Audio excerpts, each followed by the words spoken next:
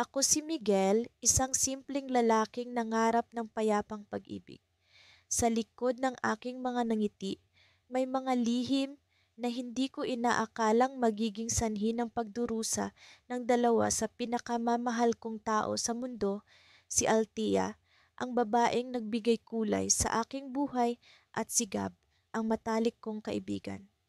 Nagsimula ang kwento namin sa isang tahimik na bayan kung saan ang bawat tao ay tila may pangarap na maging bahagi ng isang kwento.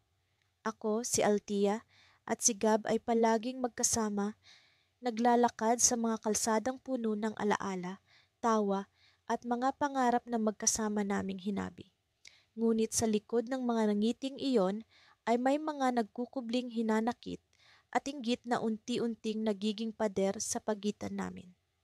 Si Althea ay isang babae na puno ng pangarap, palaging nakatingin sa kinabukasan na tila walang hadlang sa kanyang daan. Ngunit sa likod ng kanyang mga mata ay ang takot na baka hindi sapat ang pagmamahal na naibibigay ko. Lagi niyang sinasabi na ang kanyang pag-ibig ay hindi lamang para sa akin, kundi para sa lahat ng mga taong kilala namin. Noong una, hindi ko ito binigyan ng pansin. Akala ko'y bahagi lamang iyon ng kanyang pagiging matulungin at palakaibigan. Ngunit isang araw, habang naglalakad kami sa tabing dagat, biglang sumulpot si Gab. May daladalang sulat na tila isinusumpa ang bawat hakbang namin. Miguel, bungad ni Gab, may halong pangamba at galit sa kanyang tinig. Ano itong naririnig ko? Na hindi mo pala kayang ibigay ang lahat kay Althea? Na may iba pang tao sa buhay mo? Nagulat ako sa kanyang sinabi. Hindi ko alam kung saan nanggaling ang balitang iyon. Alam ko sa sarili kong si Althea lamang ang aking mahal, ngunit tila may mga taong pilit na binabago ang kwento namin. Si Althea, sa pagkarinig ng sinabi ni Gab, ay nabalisa. Kita ko sa kanyang mga mata ang pag-aalinlangan. Sinubukan kong ipaliwanag ang lahat, ngunit tila may pader na bumabalot sa kanyang isipan.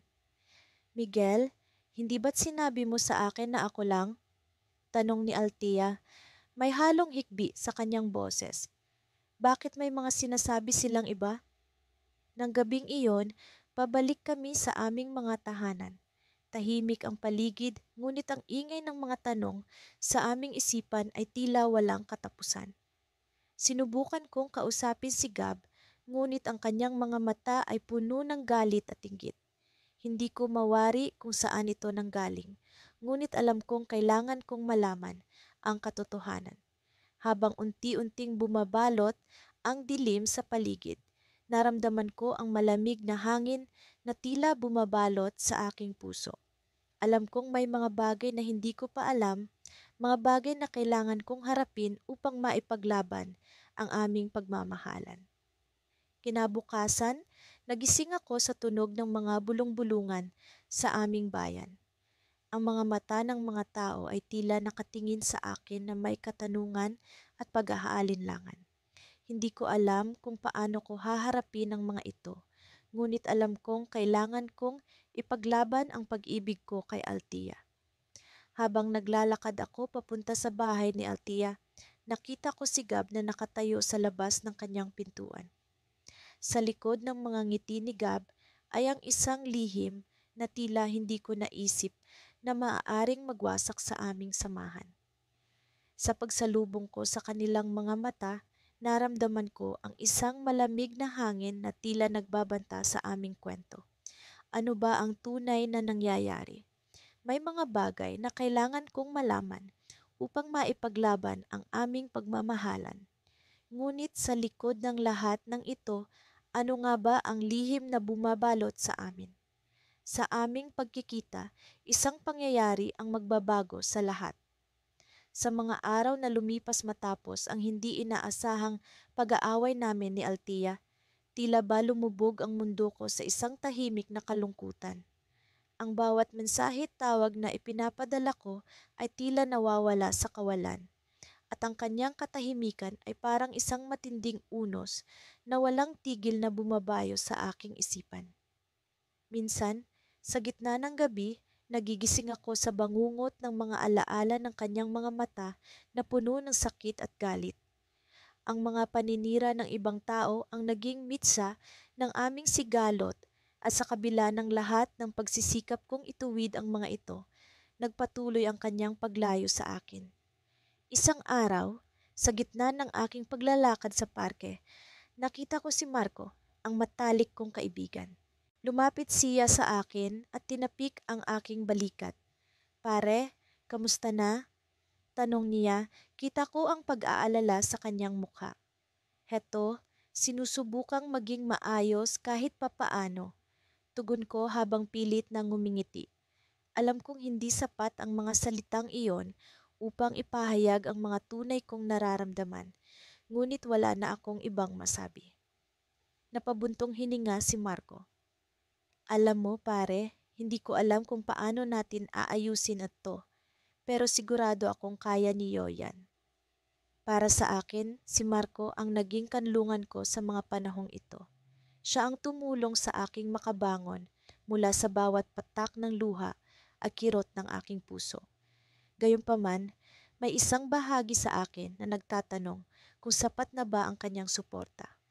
Sa kabila ng lahat, isang malaking palaisipan sa akin kung bakit may mga taong handang sirain ang magandang samahan na mayroon kami ni Althea. Ano ang kanilang motibo? At bakit tila patuloy silang nagtatagumpay? Nang gabing iyon, nakatanggap ako ng hindi inaasahang mensahe mula kay Althea. Kailangan nating mag-usap, sabi nito. Sa kabila ng kaba at takot na baka ito na ang tuluyang pagtatapos, may kung anong liwanag ang nagningning sa aking puso.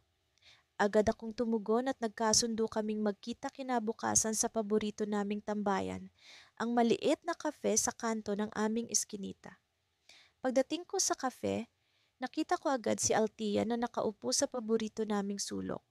Bagamat may bakas ng pagod ang kanyang mga mata, hindi pa rin matatawaran ang ganda ng kanyang nangiti. Salamat at pumunta ka, bungad niya habang iniiwasan ang aking tingin. Salamat din sa pagbibigay ng pagkakataon, sagot ko habang umuupo sa harap niya. Nagkaroon ng maikling katahimikan bago niya sinimulang ilahad ang saloobin niya. Hindi ko alam kung paano tayo napunta sa ganitong sitwasyon, pero alam kong hindi ito ang gusto ninyong mangyari.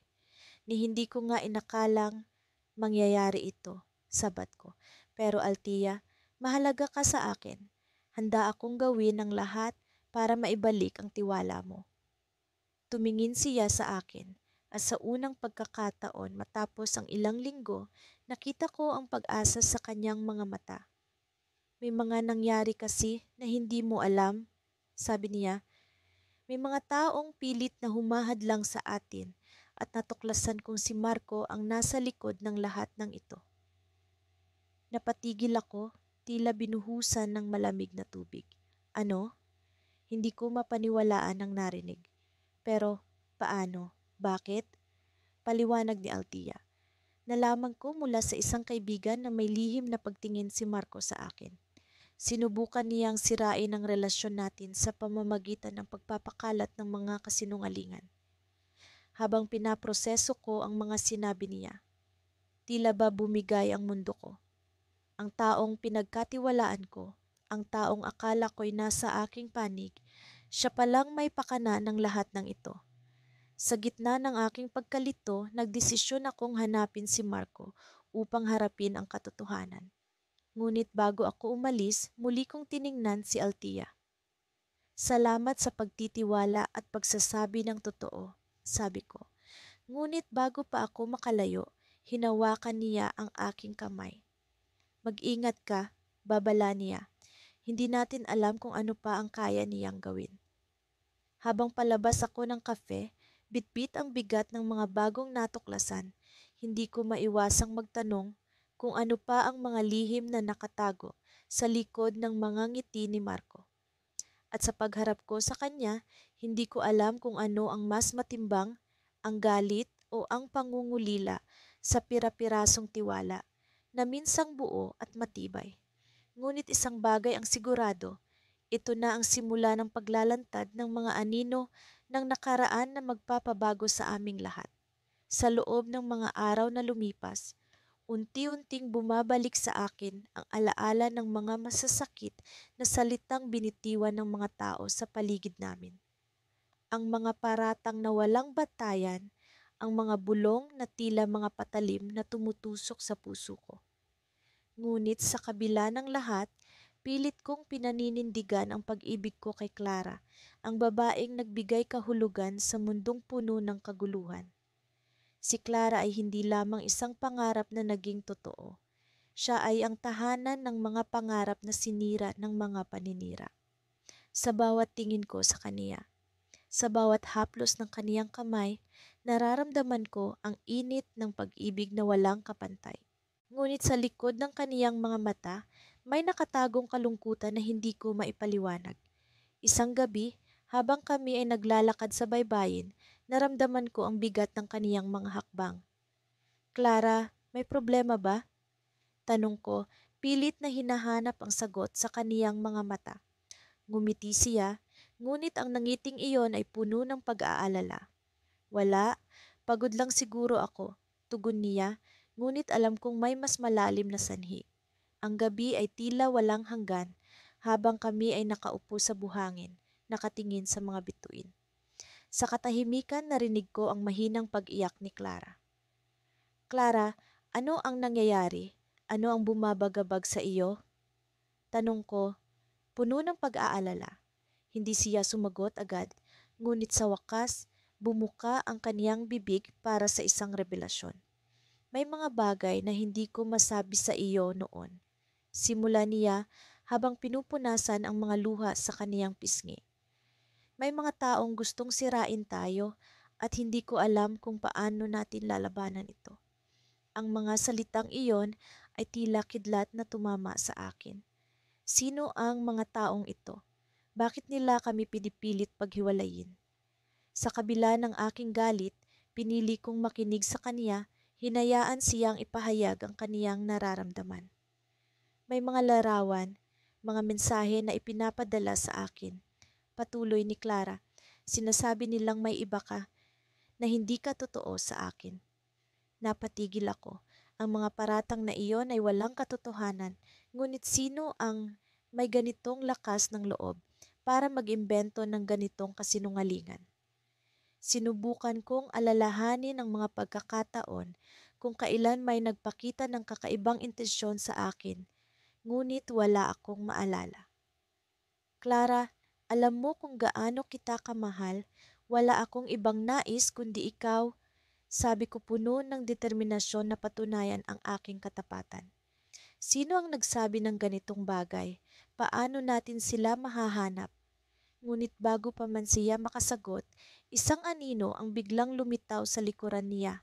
Isang pamilyar na boses ang narinig ko, isang boses na tila multo mula sa nakaraan. Hindi mo siya kailanman makikilala ng buo, sabi ng boses, puno ng pangungutya. Nagulat kami pareho ni Clara at nang lumingon kami, isang tao ang lumantad sa dilim. Si Marco, ang dati kong kaibigan na matagal ko nang hindi nakikita.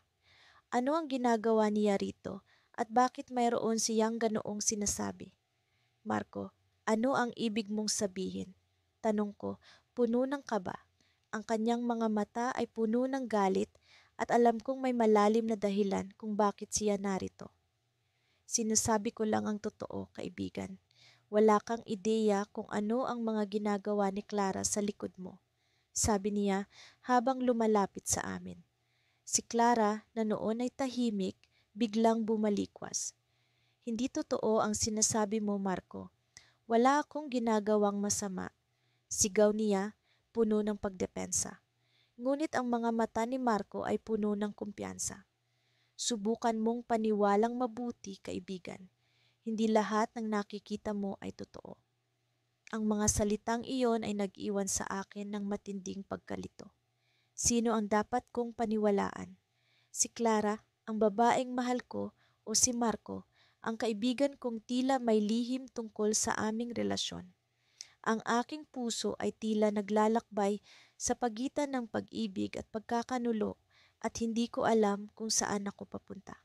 Sa gitna ng kaguluhan, naramdaman ko ang malamig na hangin ng dagat na tila nagbibigay babala sa akin. Ang gabi ay nagiging mas madilim at ang mga bituin ay tila nawawala sa kalangitan. Clara, kailangan nating malaman ang katotohanan. Sabi ko, puno ng determinasyon.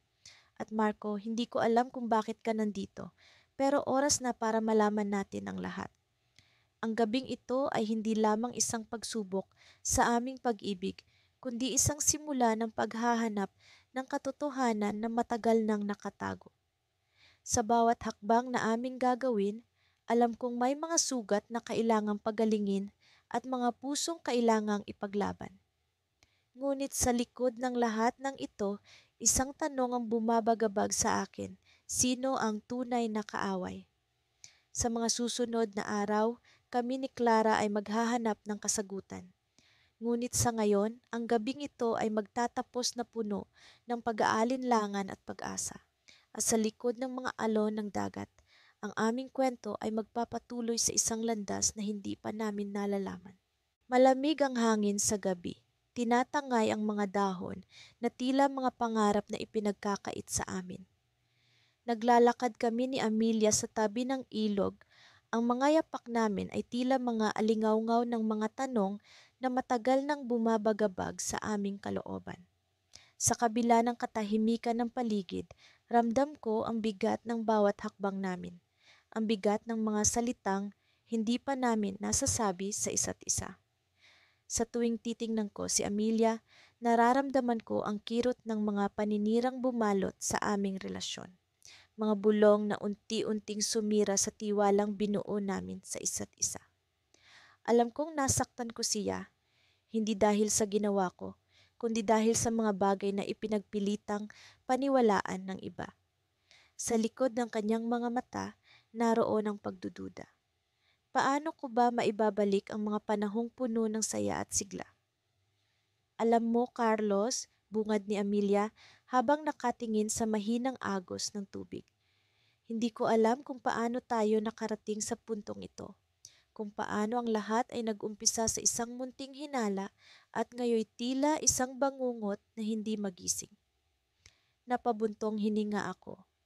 Amelia, alam kong mahirap paniwalaan ang mga sinasabi ko, lalo na't maraming tao ang nagpapakalat ng kasinungalingan. Pero gusto kong malaman mo na ikaw lang ang mahal ko at hindi ko kayang saktan ka. Tiningnan niya ako.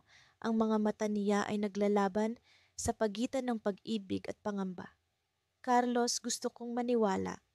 Gusto kong buuin muli ang tiwala sa'yo. Pero paano kung tama ang mga narinig ko? Paano kung ikaw nga ang dahilan kung bakit nasira ang mga pangarap ko? Sa mga sandaling iyon, pakiramdam ko'y nasa bingit kami ng isang bangin. Isang maling hakbang, isang maling salita at maaaring tuluyang magkalamat ang mundo namin. Amelia, hindi ko alam kung paano ko patutunayan sa'yo na wala akong ginawang masama, pero handa akong gawin ang lahat para lang maipakita sa iyo ang katotohanan. Nagpatuloy kami sa paglalakad, ang tahimik na pag-uusap ay nagbigay daan sa tunog ng mga kuliglig at ang mahinang agos ng ilog.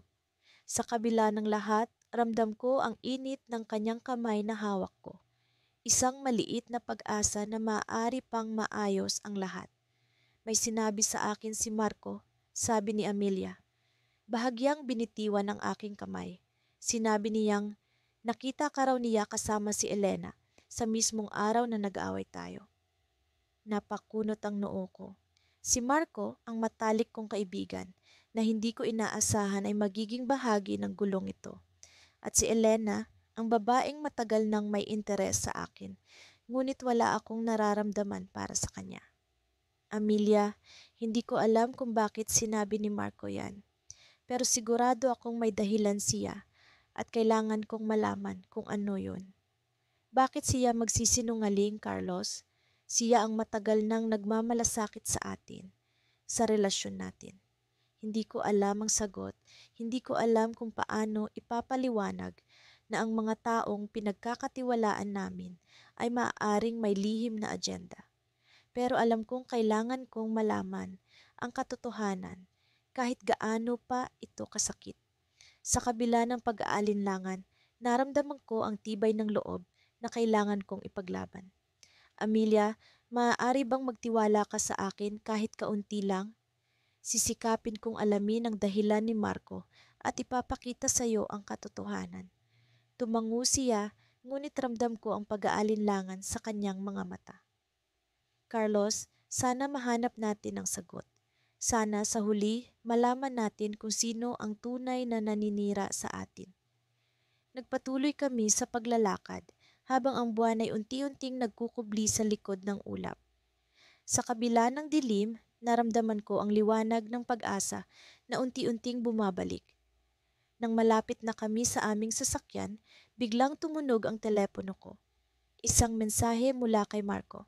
Carlos, kailangan nating mag-usap. May kailangan kang malaman tungkol kay Amelia. Natulala ako sa nabasa. Hindi ko alam kung ano ang ibig sabihin ni Marco. Ang dating pagkakilala ko sa kanya ay tila nagbabago at ang aming relasyon ni Amelia ay nagiging bahagi ng isang masalimuot na kwento. Ang mensaheng iyon ay tila isang misteryosong pinto na kailangan kong buksan. Isang pinto na maaaring magbigay liwanag o magdulot ng mas matinding dilim sa aming relasyon.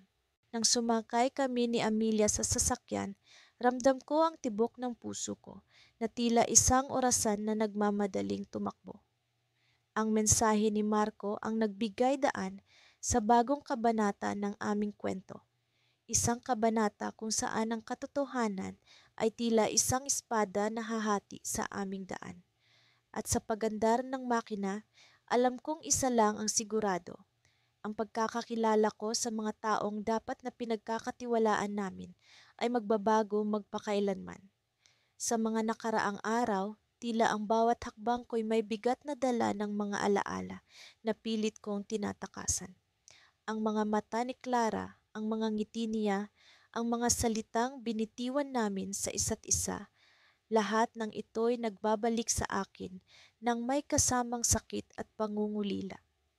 Sa kabila ng mga paninirang ginawa sa amin, pilit kong tinatanggap na sa likod ng bawat salita ng iba, may mga damdaming hindi ko maikubli. Isang linggo na ang nakalipas mula nang magkalamat ang aming relasyon dahil sa mga sabi-sabi ng iba. Ang mga kwento ng pagtataksil at kasinungalingan ay tila mga espada na humahati sa aming tiwala. Ngunit sa kabila ng lahat ng ito, isang bahagi ng puso ko ang hindi makapagpatawad. Hindi para kay Clara, kundi para sa sarili ko, sa kahinaan kong maniwala sa mga mapalinlang na bulong. Isang araw, naglakad ako sa paborito naming parke, ang lugar kung saan unang nagtagpo ang aming mga landas. Ang mga puno rito ay saksi sa mga pangako at halakhak namin. Ngunit ngayon, ang bawat dahon ay parang mga pahina ng isang aklat na puno ng mga kwento ng pagtataksil. Muli ko siyang naalala, ang mga sandaling kasama ko siya, ang mga yakap na tila walang hangganan. Napansin ko ang isang bench sa sulok na tila nag-aanyaya sa akin. Naupo ako, pilit na inaaliw ang sarili sa mga dumadaan. Ngunit hindi ko napigilan ang pag-agos ng mga alaala. Sa bawat taong lumalampas, tila ang mukha ni Clara ang nakikita ko. Ang mga mata niyang puno ng pag-asa. Ang mga labi niyang bumibigkas ng mga salitang nagpatibay sa aming pag-iibigan. Sa di kalayuan, isang pamilyar na silweta ang umagaw sa aking pansin. Isang babae, nakatayo sa gilid ng daan, tila may hinihintay. Nagulat ako nang makita ko siyang lumapit sa akin. Si Clara. Ang kanyang presensya ay nagbigay ng kakaibang init sa malamig na simoy ng hangin. Ang kanyang mga mata ay puno ng mga tanong, ngunit sa likod nito, nakita ko ang isang damdaming hindi ko naisip na muling makikita. Daniel, wika niya, ang kanyang boses ay parang musika sa aking pandinig, ngunit may halong pangamba. Kailangan nating mag-usap. Sa mga sandaling iyon, naramdaman ko ang bigat ng mga salitang binitiwan namin sa isa't isa. Ang mga sugat na idinulot ng paninira ay bumalik sa akin. Ngunit sa likod ng lahat ng ito, may isang bahagi ng puso ko ang naniniwala pa rin sa kanya. Clara, hindi ko alam kung paano tayo nakarating sa ganito, pero gusto kong malaman ang totoo. Nagpakawala siya ng isang malalim na hininga, tila nag-iipon ng lakas ng loob. Daniel, alam kong mahirap paniwalaan, pero hindi ko ginawa ang mga sinasabi nila. Hindi kita niloko. Ang mga kwento ay gawa-gawa lamang ng mga taong inggit sa atin. Habang nagsasalita siya, naramdaman ko ang katotohanan sa kanyang mga salita. Ang kanyang mga mata ay puno ng sinseridad. Ang kanyang mga kamay ay nanginginig sa kaba. Sa kabila ng lahat, narito siya, humihingi ng pagkakataong maipaliwanag ang kanyang panig. Ngunit bakit nila ginawa ito, Clara? Bakit nila tayo sinira? Ito ang twist, Daniel. Ang mga paninirang iyon ay bahagi ng mas malalim na plano. Hindi ito tungkol sa atin lang. May mga taong nagmamanipula sa likod ng lahat at hindi natin sila nakikita. Ang mga nangyari sa atin ay bahagi lamang ng mas malaking larong hindi natin alam. Ang kanyang mga salita ay nagbigay ng kakaibang kaba sa aking dibdib. Hindi ko akalain na ang aming kwento ay bahagi ng mas malawak na intriga. Ang mga sugat na idinulot ng paninira ay hindi lamang sa aming dalawa, kundi sa mas maraming tao pa. Ngayon, kailangan nating magdesisyon, Daniel. Maniniwala ba tayo sa kanila o sa isa't isa? Maaari nating simulan muli, ngunit kailangan nating malaman ang katotohanan. Then, sa mga sandaling iyon, nagdesisyon akong pakinggan ang sinseridad sa kanyang mga mata. Ang aming pag-iibigan ay sinugatan ng paninira, ngunit sa likod ng bawat sugat ay may pag-asang maghilom. Ngayon, kami ay nasa bingit ng isang desisyon na magtutulak sa amin sa mas malalim na katotohanan. At sa kabila ng lahat ng sakit at paghihirap, nagdesisyon akong ipaglaban ang aming pag-ibig. Ngunit alam kong hindi ito magiging madali. Ang landas na aming tatahakin ay puno ng mga pagsubok, ngunit sa likod nito, may pag-asang matutuklasan namin ang tunay na dahilan ng lahat ng nangyari. At sa paglipas ng oras, habang kami ay magkasamang naglalakad palayo sa parke, naramdaman ko ang bagong simula. Ngunit sa dulo ng daan, alam kong may paparating na twist na magbabago sa lahat ng aming nalalaman. Sa paglipas ng mga araw, tila ba nagiging mas mabigat ang bawat hakbang ko. Alam kong nararamdaman din ni Clara, ang babaeng mahal ko, ang bigat ng mga paninirang ibinabato sa amin. Ngunit sa kabila ng lahat, wala kaming ibang magawa kundi harapin ito. Sa tuwing mag-uusap kami, pilit naming pinipilit ang nangiti sa isa't isa.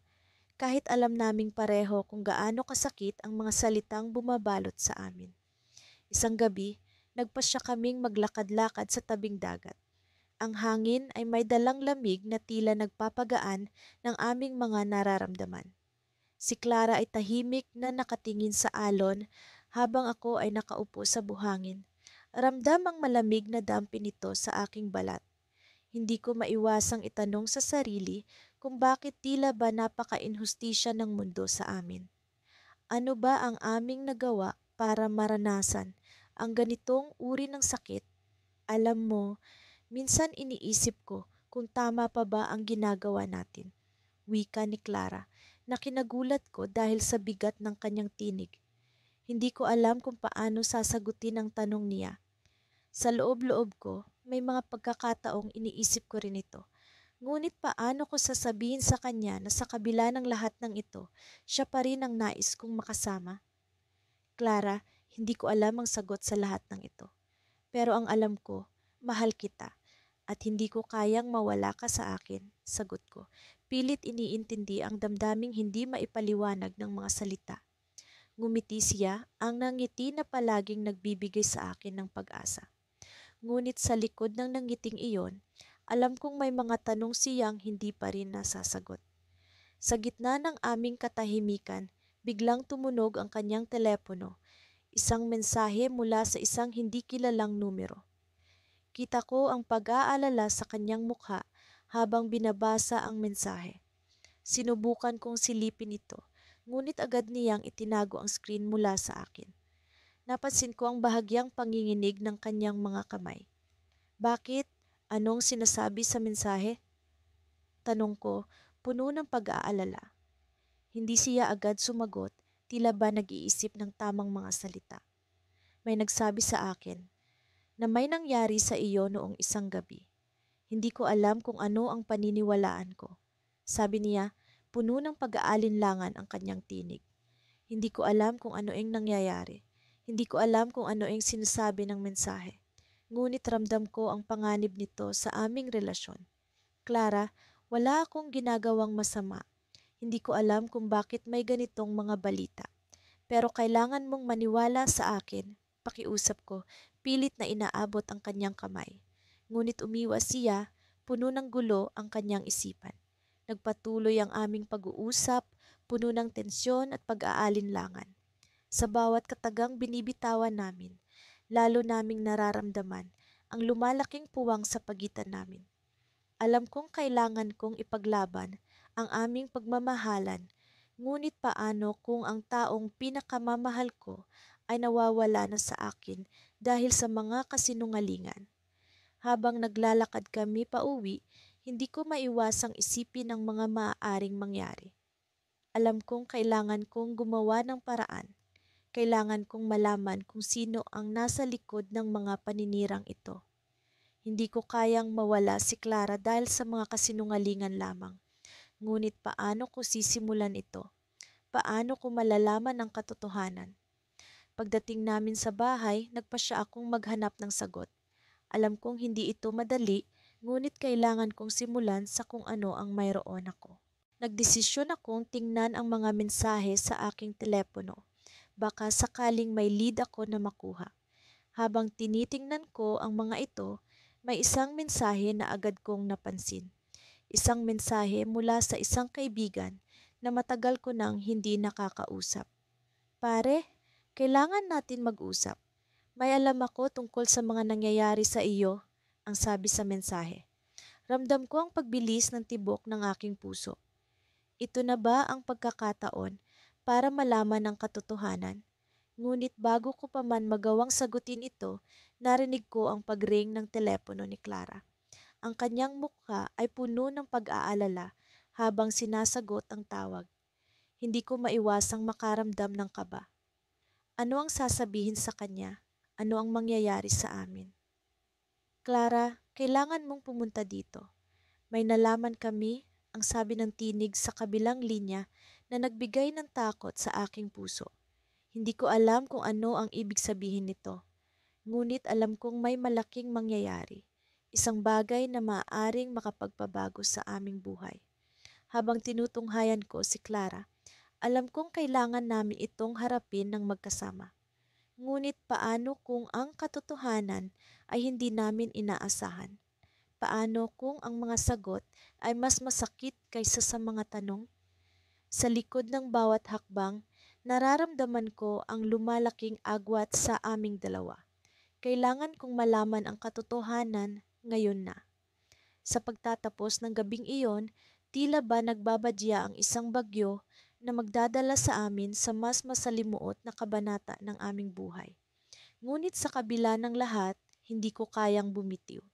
Dahil sa bawat pag-aalinlangan, naroon pa rin ang pag-asang matutuklasan namin ang katotohanan. Ngunit paano kung ang katotohanang iyon ay hindi namin inaasahan? Paano kung ito ang magwawakas sa aming pagmamahalan? Sa kabila ng lahat ng nangyari sa amin ni Lila, hindi ko lubos akalain na muling magbabalik sa akin ang mga alaala ng aming masayang nakaraan. Parang kanina lang, masaya kaming nagtatawanan sa ilalim ng mga bituin, walang pakialam sa mundo. Ngunit ang kasalukuyan ay tila ibang-iba na. Simula nang kumalat ang mga maling balita tungkol sa amin, unti-unti kaming nilamon ng mga kasinungalingan. ang mga hindi makatotohanang kwento na pilit na ikinakabit sa pangalan namin ay naging sanhi ng aming pag-aaway. Lumayo si Lila at ako na pawang walang magawa ay nanatiling nakatayo sa gitna ng kaguluhan. Nagtataka kung paano namin haharapin ang lahat ng ito. Sa mga araw na lumipas, sinubukan kong ipaglaban ang aming relasyon. Hindi madali, lalo na tila bawat tao sa paligid namin ay may kani-kaniyang opinyon. Ang mga dating kaibigan ay naging estranghero at ang mga dating kakilala ay naging mga hukom na handang maghusga kahit walang sapat na ebidensya. Sa kabila ng mga pag-alinlangan, pinili kong magtiwala kay Lila. Alam ko sa puso ko na hindi niya kayang gawin ang mga bagay na ibinibintang sa kanya. Isang gabi, nagpasya akong makipagkita kay Lila.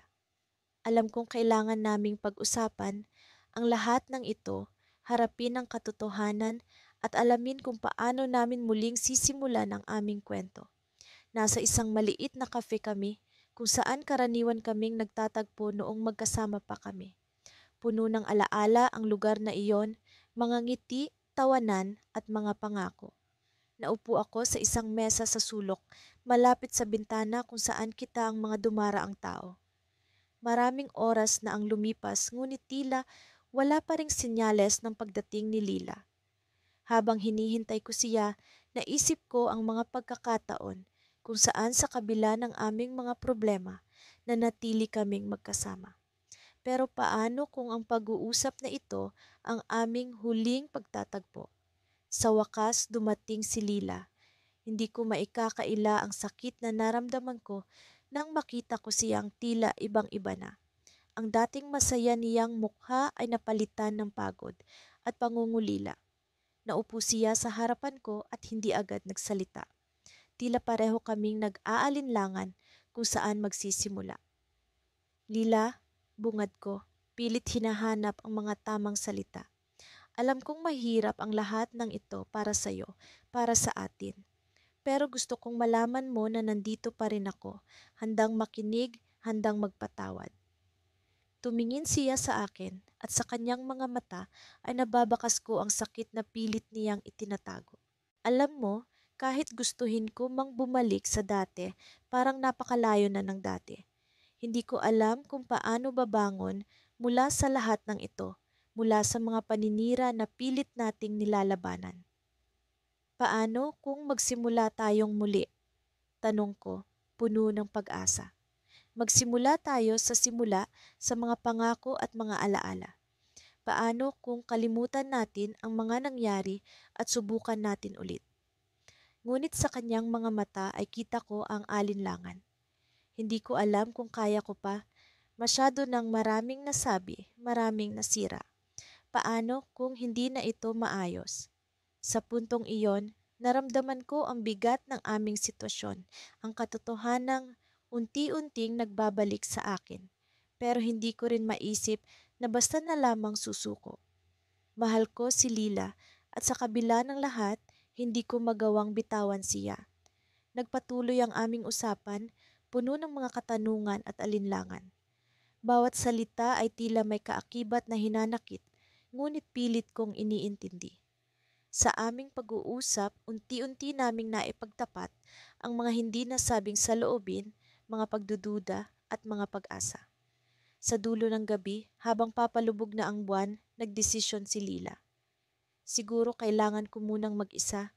Kailangan ko munang hanapin ang sarili ko bago ko mahanap ulit ang landas patungo sa'yo. Hindi ko inaasahan ang kanyang sinabi. Parang bigla akong nahulog sa isang madilim na hukay. Ngunit alam kong kailangan kong respetuhin ang kanyang desisyon. Sana makita mo ang hinahanap mo, Lila. At kung sakaling handa ka nang bumalik, nandito lang ako, naghihintay. Tumayo siya at naglakad palayo habang naiwan akong nag-iisa, puno ng pag-aalinlangan at pag-asa.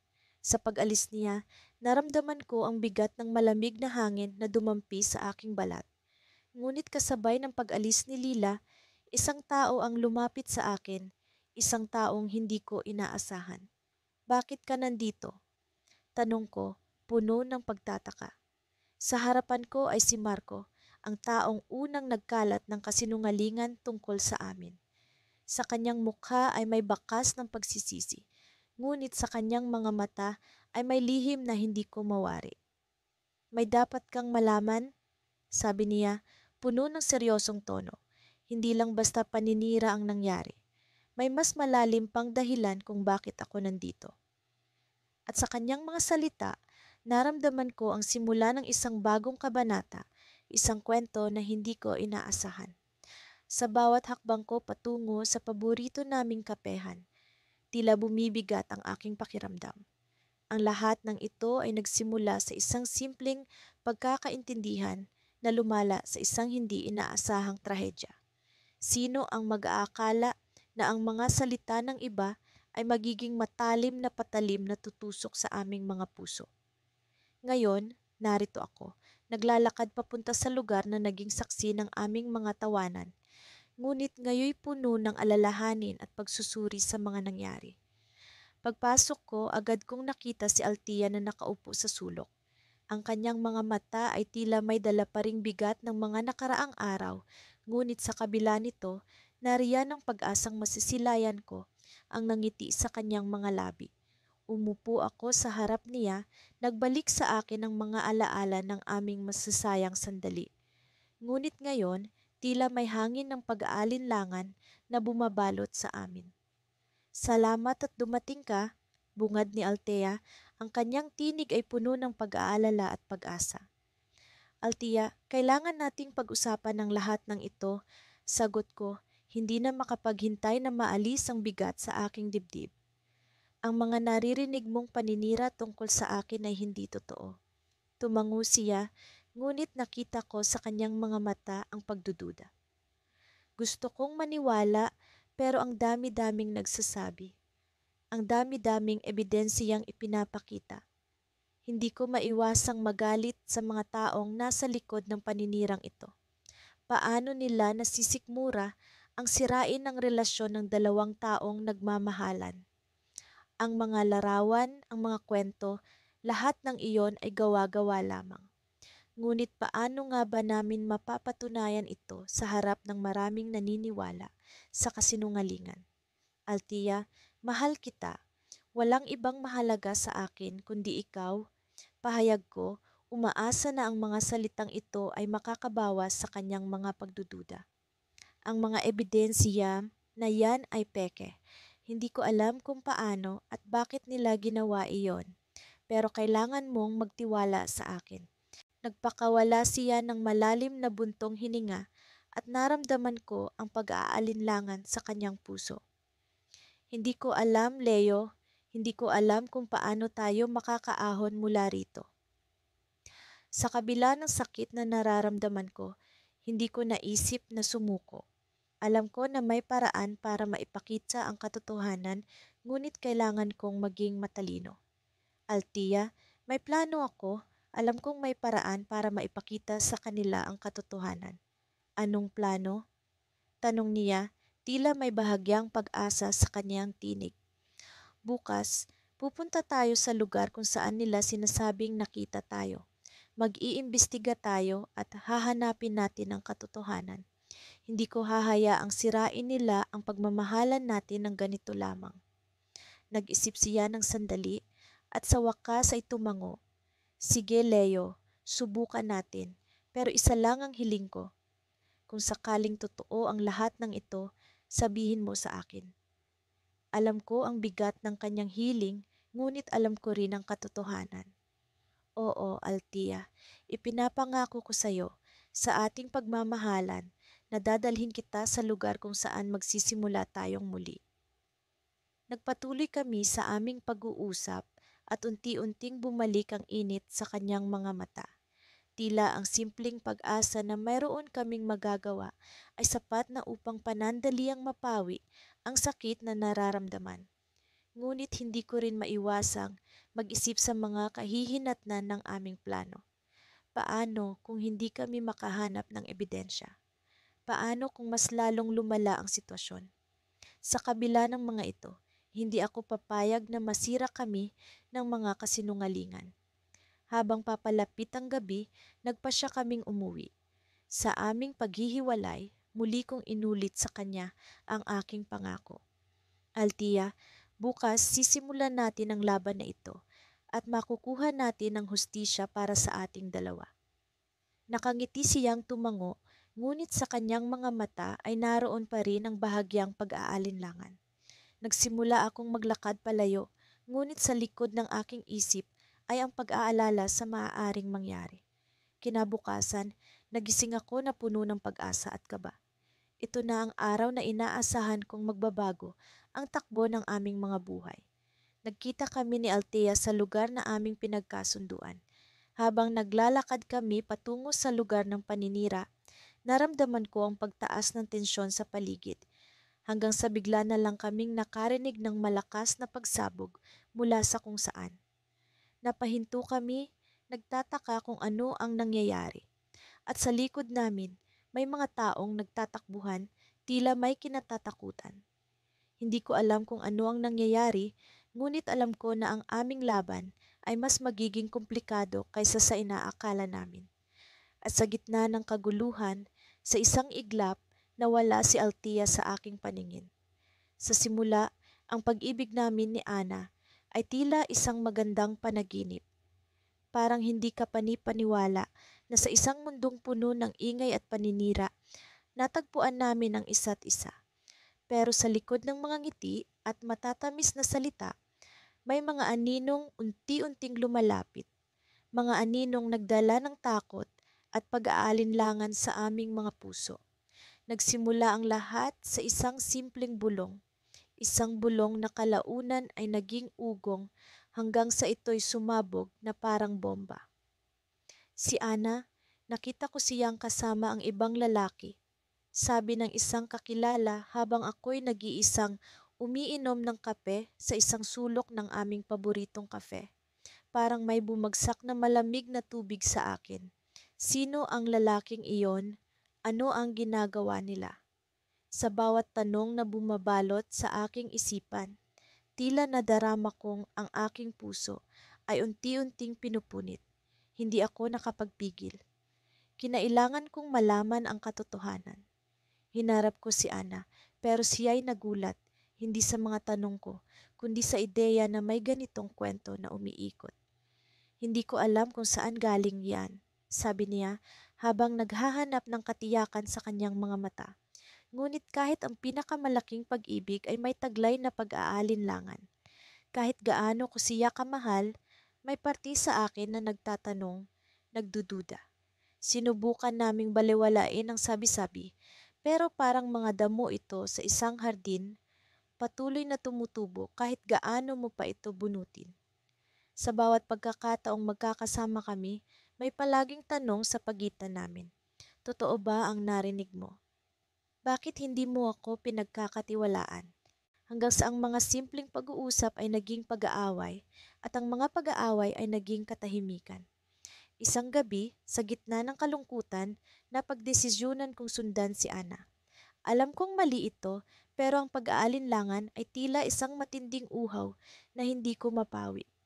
Nakita ko siyang lumabas ng bahay, naglakad patungo sa parke kung saan kami madalas magpunta.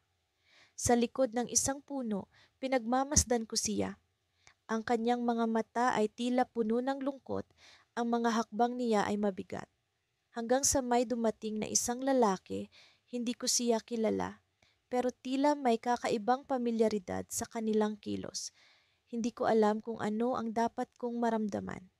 Gusto kong lumapit, gusto kong magtanong, pero ang katawan ko'y tila napako sa kinatatayuan. Hanggang sa bigla siyang nagsalita, alam kong hindi mo ako pinaniniwalaan. Napatingin ako kay Ana, nagulat sa kanyang tinig. Ngunit may dapat kang malaman, ang lalaki sa mga bulong. Siya ay isang bahagi ng aking nakaraan. Hindi ko alam kung ano ang mas masakit, ang katotohanan na may ibang lalaki o ang katotohanan na hindi niya ito nasabi sa akin. Pero sa mga mata niya, nakita ko ang isang uri ng pagdurusa na hindi ko pa nakikita. May mga bagay na hindi ko maipaliwanag sa iyo, pero hindi ibig sabihin na hindi kita mahal. Ang mga salita niya ay parang malalaking bato na dumadagundong sa aking isip. Naguguluhan ako, pero sa isang bahagi ng puso ko, alam kong may mas malalim pang sugat na hindi ko nakikita. Hanggang sa bigla, isang malakas na sigaw ang bumalot sa paligid. Ana, isang boses na pamilyar, isang boses na punong-puno ng galit. Ang lalaki sa harap ni Ana ay hindi lang bahagi ng nakaraan niya. Siya ay isang bahagi ng isang kwento na hindi ko paganap na nauunawaan. Isang kwento ng paninira, ng pagmamahal, ng pagkakanulo. Sa gitna ng kaguluhan, hindi ko na napigilan ang aking sarili. Lumapit ako, hinila ko si Ana palayo, habang ang lalaki ay nagmamasid, puno ng galit sa kanyang mga mata. May mga bagay na kailangan mong malaman, sabi ni Ana habang hawak ang aking kamay.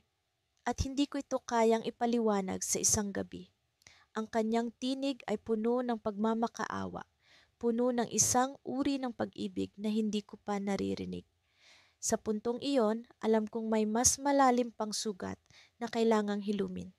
Isang sugat na dulot hindi lang ng paninira ng iba, kundi ng aming sariling pag-aalinlangan. Ngunit sa kabila ng lahat, sa kabila ng pagdududa, alam kong hindi ko siya kayang iwan. Hindi pa, hindi ngayon. Dahil sa likod ng bawat sugat, may pag-asa pa ring bumangon at muling maramdaman ang init ng pag-ibig. Ngunit ang tanong, handa na ba akong harapin ang katotohanan? Tila ito'y isang cliffhanger sa aming sariling kwento, isang bahagi na hindi ko alam kung paano isusulat. Sa kabila ng madilim na langit at malamig na simoy ng hangin, naglalakad kami ni Lila sa tabing dagat.